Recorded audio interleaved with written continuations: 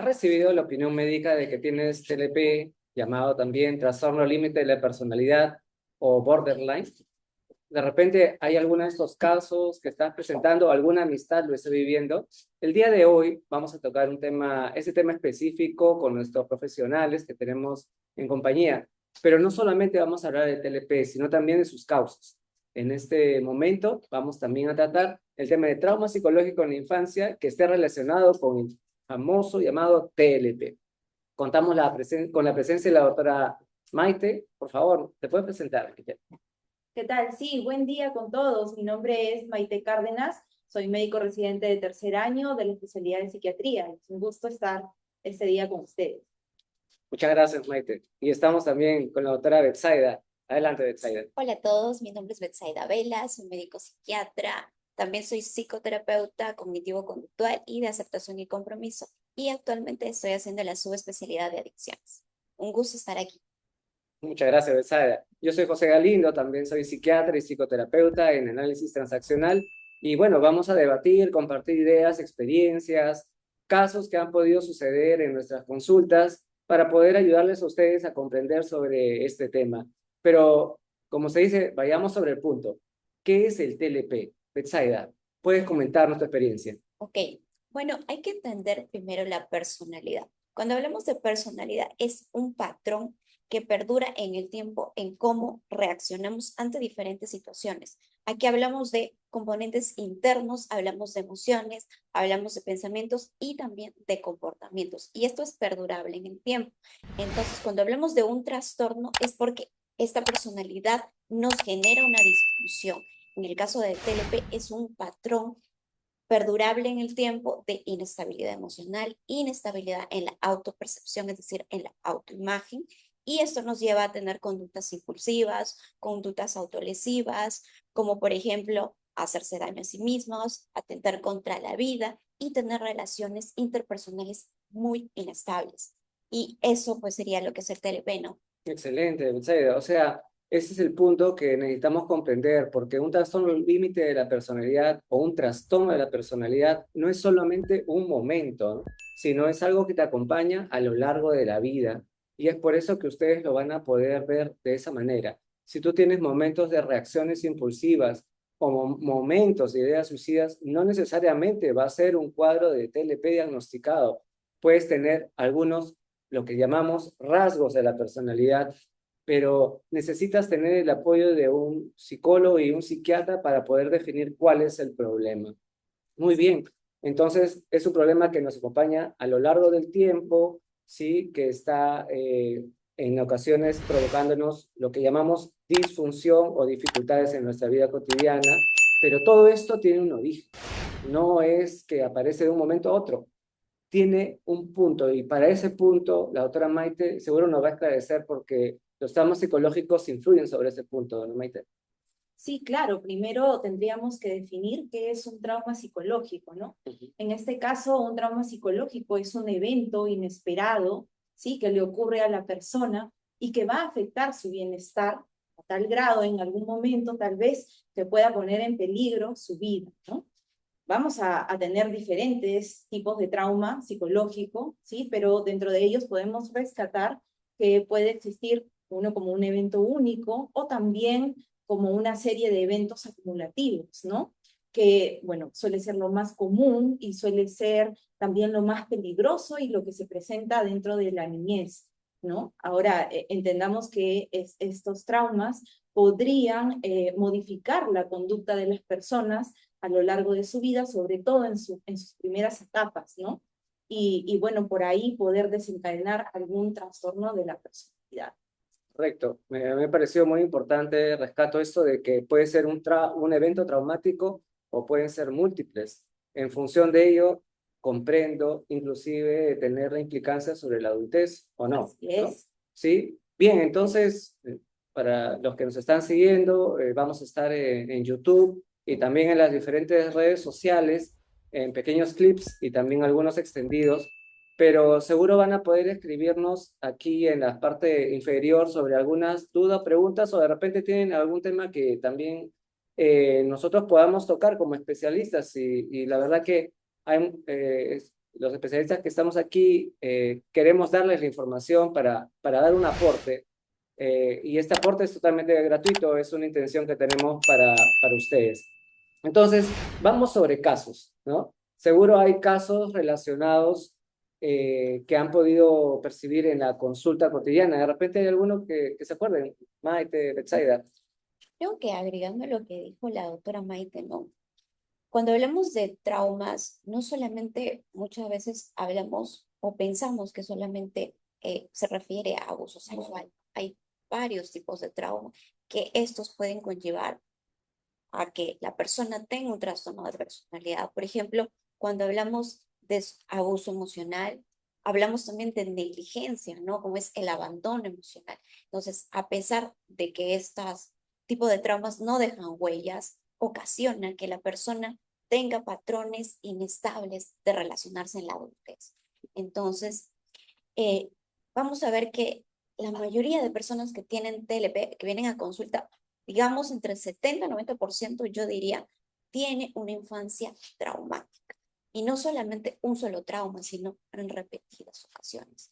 Y que sobre todo se forma en la primera infancia, ¿no? Vemos que son hijos de padres inestables, a veces emocionalmente también, padres ausentes o de repente que los abandona o padres con algún tipo de trastorno mental o adicción también, donde hay violencia física, psicológica. Muchos de ellos también tienen traumas sexuales también, hay que decirlo porque sí pasa. Y no solamente se refiere al acto, sino también a los tocamientos, ¿no? Todo eso entra dentro de lo que es el trauma sexual, ¿no? También en ellos la invalidación emocional, que muchas veces la gente desconoce que es una forma de violencia y que afecta en el desarrollo del ser humano. Entonces, la mayoría de pacientes, todos, tienen múltiples traumas, ya sea padres invalidantes, violentos, ausentes, con muchos traumas ante abuso sexual, por ejemplo, la mayoría, ¿no? Así es, doctora. Sí, y hay que comprender que el cerebro sufre cambios a nivel neurobiológico, ¿sí? Cuando pasa este tipo de situaciones, ya sea única o de forma acumulativa, ¿no? Entonces, a medida que nosotros vamos creciendo, lo que vamos a observar es a una persona que luego se identifica con emociones como la tristeza, como la cólera, como la ira, ¿sí? Que luego le lleva a las conductas impulsivas, ¿no? Y que le es muy difícil identificarse con emociones positivas, como por ejemplo la alegría, la felicidad, si algo bonito le pasa o pasa en su entorno, es tal vez hasta incapaz de poder sentirse feliz, contento, ¿no? Y es así como el cerebro se va modificando, ¿no? Y esto va influyendo en su conducta, en su personalidad y le va trayendo este tipo de consecuencias que luego la podemos ver en los pacientes día a día. Perfecto, entonces estamos llegando a varios puntos, ¿no? Que uno, bajo la experiencia que estamos teniendo, los traumas pueden ser de diferentes formas, pero subrayemos también este tema de la ausencia de la persona, de repente el cuidador principal, sí, lo podemos decir, ¿no? Esta ausencia también marca sobre la persona. eh, eh, Rescato mucho porque ya comienzo a recordar algunos casos, ¿no? Por ejemplo, que pacientes que tienen TLP y tienen también algún familiar, de repente que tiene algún cuadro de TLP en sí o también bipolaridad, por ejemplo, ¿no? Entonces comienza a haber ya una incidencia porque la persona ha visto continuamente estallidos de bipolaridad de su pariente y ha generado lo que tú mencionas, Maite, cambios neurobiológicos. ¿Eso qué quiere decir? Y para que podamos comprender también las personas que nos siguen, ¿no? ¿Por qué no es sencillo tocar ese tema? Porque desde muy pequeño nuestro sistema nervioso, que está en proceso de maduración, va transformándose, pero por el estrés que vive, se adapta a una condición estresante y es como una ramita que crece de una manera inadaptada ante el medio, pero sobrevive y en esas circunstancias tiene reacciones adversas a lo largo de su vida, ¿sí? Y eso le genera serias dificultades, ¿no? Muy bien, me parece importante este ping-pong de experiencias y también el aporte de la parte neurobiológica. Y me gustaría incidir sobre casos para que las personas puedan empatizar o conectar con sus propias experiencias. A ver, yo recuerdo que vi, por ejemplo, un caso, ¿no? De una paciente, pues que era muy inestable emocionalmente, porque eso caracteriza a la personalidad con trastorno límite de la personalidad, las emociones cambiantes. Y cuando exploras la historia de vida de estos pacientes, ves los eventos que han pasado, ¿no? Recuerdo que esta persona, esta dama, era de un pueblito, ¿no? De provincia, por así decirlo. Entonces, de niña, ella sufría abuso sexual en múltiples ocasiones por un propio familiar, que era el padre. Y no solamente eso, sino que la mamá también sabía de esto, pero la mamá normalizaba esta conducta y en la familia era normalizado que los padres abusen de esa forma de los hijos. Y pues nunca, pues se supone que los padres son quienes deben proteger, ¿no? A las personas vulnerables, que son las niñas, ¿no? En este caso eso no hubo. Entonces ella al final, pues termina con trastorno de personalidad grave, con múltiples intentos suicidas, con múltiples síntomas como por ejemplo la inestabilidad emocional, las autolesiones, las relaciones instables, incluso síntomas físicos también, ¿no? Porque esta jovencita tenía problemas incluso cuando iba hacia sus necesidades, ¿no? Porque había un descontrol de los esfínteres debido a este trauma tan fuerte que tuvo en la infancia, ¿no? Y que hasta el momento ella seguía viviendo con el padre, seguía viviendo con la mamá, ¿no? Con la familia. ¿Y cómo te alejas tú de personas que supuestamente te quieren, ¿no? Pero también te han abandonado y te han hecho daño? Entonces, es muy confuso estar en ese tipo de situación. Entonces, cuando tengamos un familiar con TLP, entendamos que esa persona ha tenido una historia de vida muy triste probablemente y por eso actúan de esa forma, ¿no? Muchas veces suelen estallar, tener brotes de ira, de ansiedad, y eso a los familiares o al entorno cercano, pues a veces es agotador, ¿no? Pero porque no entienden de repente por todo lo que ha pasado y cómo esas situaciones, para nosotros de repente pequeñas, les causa para ellos un disconfort emocional enorme y por eso actúan de esa forma. Entonces, estas historias son bastante desgarradoras. Esto es lo que yo recuerdo, por ejemplo, que a mí me dejó impactada, porque tú escuchas a los pacientes que te cuentan todo lo que han vivido y somos seres humanos. Entonces, de cierta forma, pues te haces una imagen mental y es muy triste no poder entenderla. ¿Cómo le dices tú al paciente, oye, yo entiendo todo lo que has pasado? Porque no, en realidad no lo entiendes, ¿no? Y también eso es chocante para nosotros como terapeutas, ¿no? Y es importante esa parte para que puedan también comprender las personas que están ahí desde sus casas, viéndonos cómo esto puede incidir, estas experiencias, nosotros también las recibimos, y como dice Betsaida, pues somos personas también que sentimos que nos preparamos para poder abordar estos temas que son bastante complejos. Si para ustedes en casa les es complejo y de repente entre madre e hija, padre, hija o hijo, nosotros necesitamos tener esa preparación para poder empatizar y curar estos temas o acompañar en ello. Tanto nuestras herramientas de psiquiatría, psicoterapia, de psicología, en sí todos profesionales abocados a este punto. Y como tú mencionas, Betsaida, situaciones muy difíciles, muy tristes, constantes, lacerantes para el resto de la vida y un reto el poder apoyar a esa persona, porque así como comienza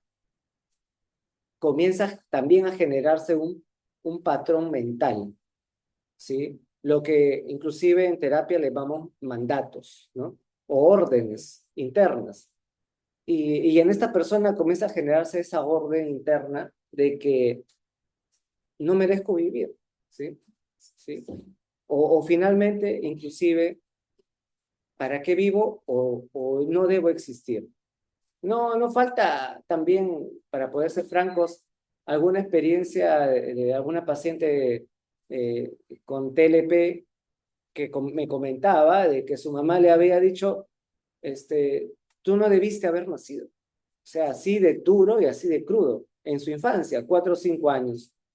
Entonces, esa sensación de desamparo, ese un día te mimo y otro día te castigo con la palabra o te castigo físicamente, esa ambivalencia crea en la persona esa inestabilidad.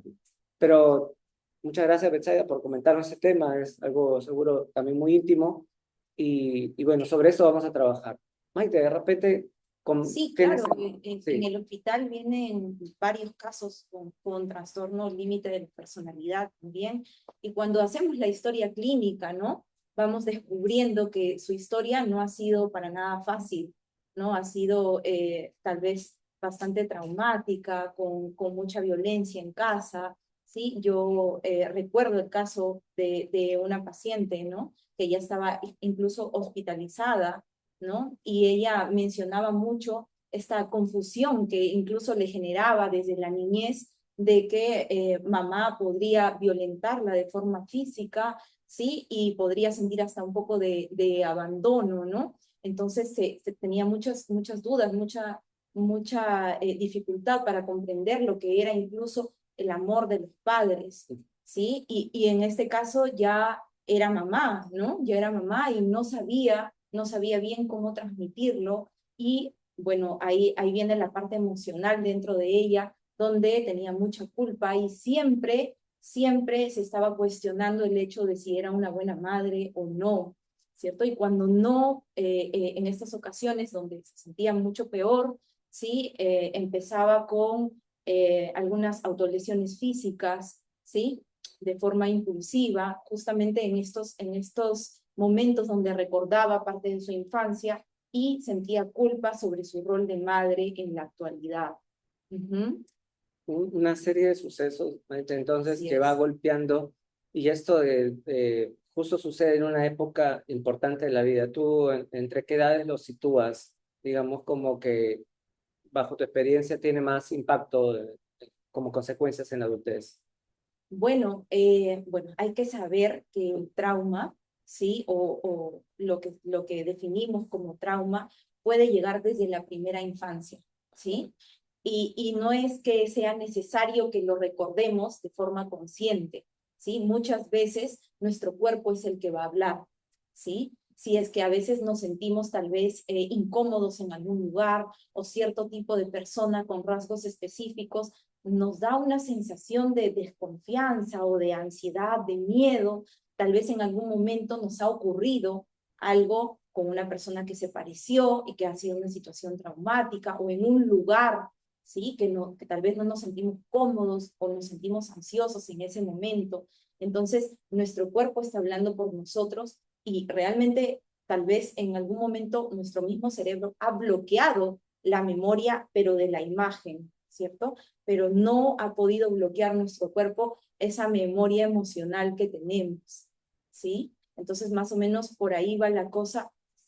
Si no lo podemos recordar, pero en algún momento nos sentimos de esta forma incómoda, entonces tal vez en algún momento nos ha ocurrido alguna situación traumática que en terapia podríamos descubrirla, ¿sí? O podría servir para poder tal vez desenvolvernos mejor en la vida adulta, ¿sí? Entonces, ubicarlo en realidad dentro de una edad, bueno, nos podría pasar desde la primera etapa de la infancia, y tal vez ni siquiera nos hemos dado cuenta por completo de esa situación.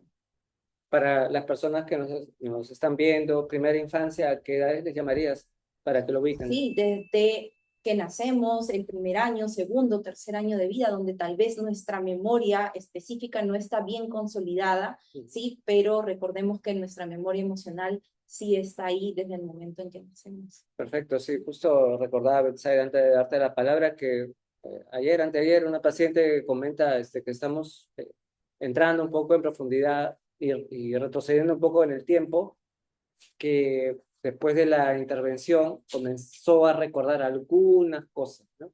¿sí? Y esto le generaba una sensación de incomodidad, ¿no? También es nuestra labor terminar nuestra sesión y que el paciente pueda ir a casa en tranquilidad, porque si no, a veces puede llegar a estar en cuadro de crisis posterior a la sesión terapéutica, ¿no? Pero ella comentaba de que estaba asociando algunos recuerdos, ¿sí? Y así se va tejiendo este tema para poder hilar y ayudar finalmente a la persona. Sí, Betsaida, estabas Sí, comentando. sí, sí, sí. Agregando lo que decían ustedes, Ajá. me hace recordar algunos casos que he visto, ¿no? Por ejemplo, uno de ellos fue cuando roté en México y veía pues a una paciente, porque era una paciente trans, pues cuando se le hace la historia clínica, porque estábamos en la clínica de justo de TLP, al hacerle la historia clínica acerca de su infancia, había muchas cosas que no recordaba. Cuando se le preguntaba, decía, no, no me acuerdo, no tengo muchos recuerdos de la infancia. Igual, aquí también en adicciones, cuando hemos tenido pacientes que también tienen TLP, porque también es frecuente, lo mismo, ¿no? No, no me acuerdo de esas cosas, no recuerdo nada de la infancia, porque el cerebro como mecanismo de defensa borra esos recuerdos, ¿no?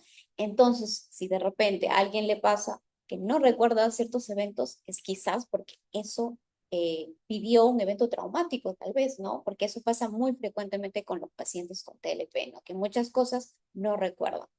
O a veces se disocian, ¿no? Sí, Así Ujú. es. entonces tenemos una amplitud de experiencias que poder transmitir.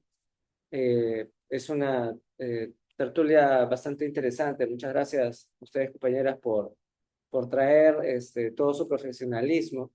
Y bueno, el tiempo es a veces un poco, sí, estos podcasts es importante hacerlo durante cierto tiempo para captar también la atención de ustedes, ¿no? Y que sea ágil la información. De repente podemos ir en este primer avance sobre algunas recomendaciones puntuales, ¿no?